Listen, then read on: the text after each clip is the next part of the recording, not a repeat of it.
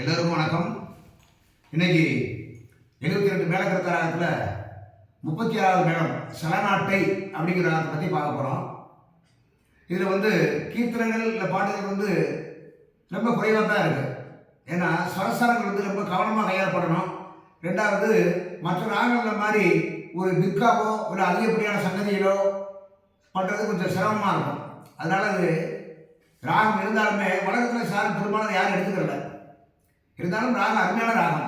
இந்த ராகத்தில் சட்சமம், சட்சி ரிஷவம், அந்தரகாந்தாரம், சுத்த மத்தியமம், பஞ்சமம், சட்சிரி தெய்வதம், காகினி சாகம், அந்த மாதிரி எல்லாமே நம்ம தீர்க்கமான சுரங்களாக இருக்குது.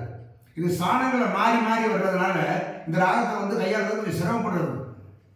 அதனால இன்னைக்கு இதை வாசிக்க கேட்டு கமெண்ட் பண்ணுங்க. இது அப்படியே பிரிதிமத்தியமாக பிடிச்சாச்சுன்னா கடைசியான 72வது மேளமாயிரும். ரசிகப்பிரியா அப்படின்னு ஏற்கனவே ரசிகப்பிரியா வாச்சிருக்கேன். அந்த ரசிகப்பிரியா ராகத்தில் சுத்த மத்தியம், இது சலநாட்டு 36வது மேளம். சரிங்களா?